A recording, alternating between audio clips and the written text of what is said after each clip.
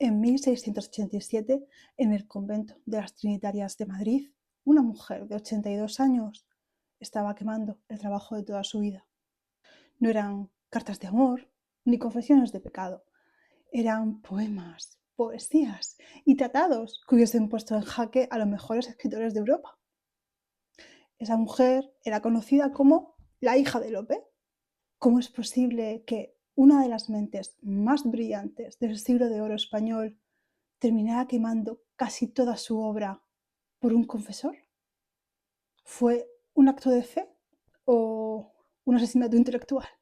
Vamos a entrar en la celda de una monja que usó el silencio para gritar y que descubrió que, a veces, las rejas de un convento son el único lugar donde una mujer puede ser verdaderamente libre. Vamos a viajar al Madrid de las corrales de comedias, de los hijos secretos y de las cenizas que todavía perduran. Hoy, en Mujeres de Mala Vida, Marcela de San Félix.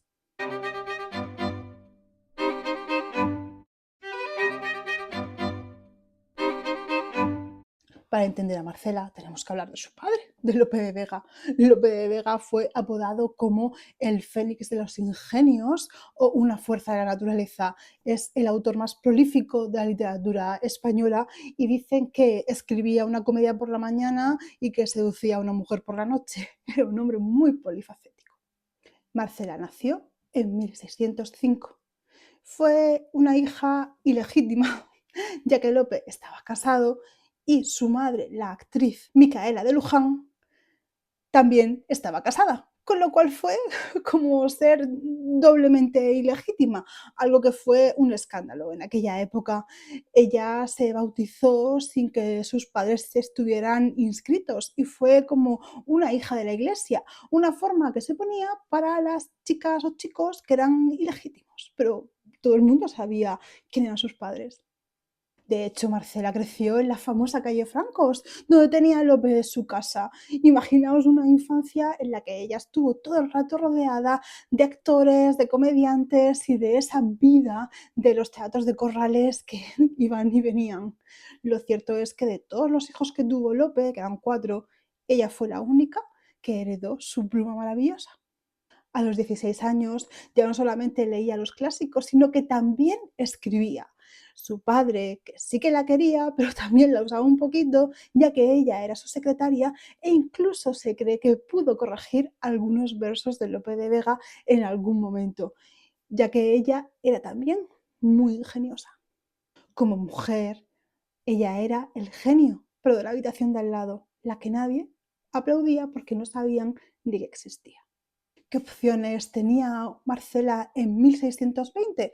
Pues por un lado tenía la opción del matrimonio, quizá no un matrimonio muy importante ya que ella era ilegítima y siempre estaba supeditada a su marido, a lo que su marido quisiera, es decir, si ella quería escribir y el marido no le dejaba, tendría que abandonar su pluma y luego pues tendría que tener pues, todos los hijos que quisiera y por supuesto cuidarlos.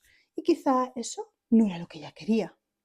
También podía seguir los pasos de su padre e intentar ser dramaturga en una época tan complicada, pero también podría ser actriz como su madre.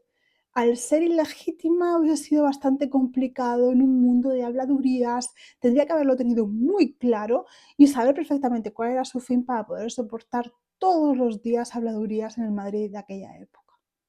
Así que Marcela pensó que podía coger la tercera salida. Marcela había visto a su padre que podía pecar y ser perdonado en el mismo momento, que ser cura, ser sacerdote y tener amantes, pero sabía que una mujer de su época no tendría esas facilidades a la hora de ser quien ella quisiera ser. Así que se ordenó monja. Algunos historiadores creen que realmente lo hizo para encontrar la libertad, ya que muchas veces los conventos eran como universidades para mujeres, había libros, podían leer, podían hablar sobre ellos y es cierto que estaba todo dentro de esta educación propiamente católica, pero era mucho más de lo que algunos podían aspirar estando fuera del convento. Así que a los 16 años decidió tomar los hábitos de las trinitarias descalzas.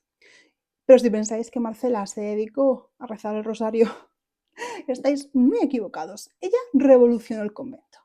Para empezar, se convirtió en la encargada de las fiestas. ¿Y qué podía hacer la hija de Lope de Vega en las festividades?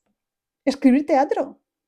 Así que fundó su propia compañía, una compañía absolutamente secreta y formada por monjas, a las que le escribía teatro y ellas actuaban. De las obras que nos quedan de ella, sabemos que escribió 6 coloquios espirituales, pero no eran unas piezas aburridas de catequesis, eran unas piezas llenas de ironía, con personajes que se quejaban de la vida monástica, con un lenguaje afilado y una métrica perfecta que recordaba a la mejor de su padre. Las monjas se convirtieron en actrices, el coro en su escenario y Marcela era la directora de esta compañía. Incluso durante el tiempo que estuvo allí, ella mantuvo correspondencia con su padre y él de vez en cuando iba a verla, muerto de remordimientos por la vida que había tenido y medio loco. Se dice que solamente hablando con ella encontraba la paz espiritual. A través de la reja es posible que ella incluso le leyera, aparte de sus obras. Marcela vivió mucho, hasta los 82 años. Sin embargo, toda su obra no ha llegado hasta nosotros. Cuando ya era bastante mayor, su confesor le dijo que mantener esas obras era un pecado de orgullo, así que la instó a que las quemara. Sin embargo, sabemos que al menos uno de sus tomos no los quemó, el tomo número 5. En él tenemos 507 páginas en las que encontramos coloquios religiosos, obras y también un tratado sobre las plantas que había en el convento. Es cierto que todo lo que conocemos nos hace pensar que la obra de Marcela tuvo que ser realmente fantástica. Si lo pensáis, es uno de los momentos más desgarradores de la historia de la literatura. Es el momento en el que Marcela decidió acabar con su obra. No fue solo un acto de fe, fue la vida recordando que una mujer, incluso en su refugio, no le pertenecía ni su propia mente en aquella época. ¿Qué perdimos en la hoguera? Pues realmente no lo podemos saber, pero sí que podemos intuir que fueron obras bastante interesantes y magníficas. Nos han llegado a nosotros el tomo quinto, que además se mandó volver a copiar en el siglo XIX para que este no se perdiera. Hoy Marcela descansa en el mismo lugar que Cervantes, siendo una gran ironía, ya que mientras que Lope y Cervantes, que fueron los grandes, aparecen en los libros de historia, Marcela, si aparece, lo hace en las notas a pie de página. Pero en este canal no nos gustan las notas a pie de página.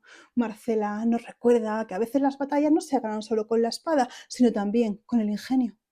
Ella es el recordatorio de todas las obras maestras que se perdieron porque alguien decidió que la voz de una mujer no era necesaria. ¿Y tú? ¿Qué crees? ¿Marcela fue una víctima o solo fue una rebelde que no se fiaba del juicio de la historia? Te espero en comentarios. Si te ha gustado este capítulo del Siglo de Oro, en el podcast tienes otro sobre María de Zayas, que fue otra gran escritora que nos han robado. Así que nada, ya sabes, dale a la campanita que te avisa cada vez que saco un nuevo vídeo, comenta, dale like y sígueme para más. Soy Adriana, esto es Mujeres de Mala Vida y no dejes que nadie queme tus palabras. Hasta la próxima.